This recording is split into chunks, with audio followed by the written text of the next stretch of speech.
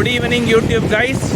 இப்போ நாம் எங்கே நின்றுட்டுருக்கோன்னா கொள்ளிடம் ஆறு, திருச்சி கொள்ளிடம் ஆறு, இந்த நம்பர் 1 டோல்கேட்டுக்கு தாண்டி ஸ்ரீரங்கம் கொள்ளிடம் ஆறு நின்றுட்டுருக்குறோம்.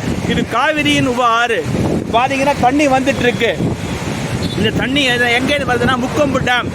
அதாவது கடந்த வாரம் கர்நாடகாவில் பெய்த கனமழையால் காவிரி நிரம்பி மேட்டூர் அணைக்கு வந்து அங்கிருந்து உபரி நீர் திறந்து விடப்பட்டு இப்போ தற்பொழுது இந்த கொள்ளிடம் ஆறு வழியாக போயிட்டு இருக்குது. என்ன அருமையாக இருக்குது பாருங்க. இந்த கொள்ளிடம் ஆறு திருச்சி மற்றும் தஞ்சை மாவட்டங்களின் குடிநீர் மற்றும் வேளாண் ஆதாரமாக விளங்குகின்ற ஒரு முக்கியமான நதி, காவிரியின் உபநதி. கொள் இடம். காவிரியில் நிரம்பிவிட்டால் அதை கொள்வதற்கு இடம் என்பதால் கொள் இடம்.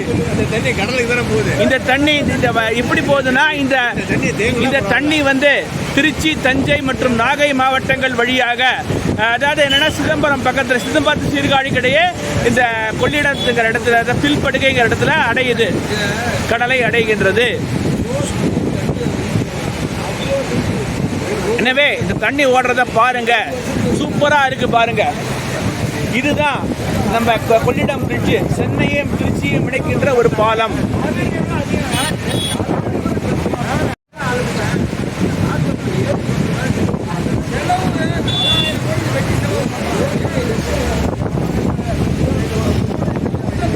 எப்படி பாருங்க, சூப்பரா போகுது. இதை ஒரு தடுப்பணைகள், 1-2 தடுப்பணைகள் மூலம் இந்த தண்ணீரை தேக்கினால், அதாவது இப்போ வந்து வேஸ்டாக தான் போயிட்டு இருக்குது. இந்த வழிந்தோடும் நீரை தடுப்பணைகள் மூலம் தேக்கினால் டெல்டா மாவட்டங்கள் மிகவும் செழிப்பானதாக இருக்கும். வேளாண்மை வளர்ச்சி பெறும், குடிநீர் வசதி பெறுவார்கள், மக்கள் செழிப்பாக இருப்பார்கள் என கூறிக்கொண்டு எனது உரையை முடித்துக் கொள்கிறேன். நன்றி, வணக்கம், ஜாய் ஹிந்த்.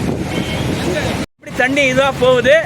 இந்த வீணாகின்ற தண்ணி வீணாக தான் போகுது. இதை தடுப்பணைகள் கட்டி, தஞ்சை மாவட்டத்தில் ஏதோ ஒரு பகுதியில் வந்து தடுப்பணைகளை கட்டி இப்படி வீணாக போகும் நீரை தடுத்து நிறுத்தி விவசாயத்திற்கு பயன்படுத்தலாம், குடிநீருக்கு பயன்படுத்தலாம், இன்னும் என்னென்ன நல்ல விஷயங்களுக்கு பயன்படுத்தலாம். எனவே முறையாக இதனை செய்யும் பொழுது நாடும் வீடும் வளம் பெறுவார். எனவே இதை தவறாமல் செய்யும்படி கேட்டுக்கொள்கிறேன். நன்றி, வணக்கம்.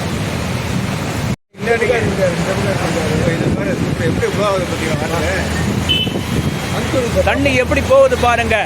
மொபைல் கீழே விட்டுறாதீங்க. மொபைல்லாம் கீழே போட மாட்டோம், ஒன்றும் பிரச்சனை கிடையாது. இதுக்கு நான் வேற எதுவும்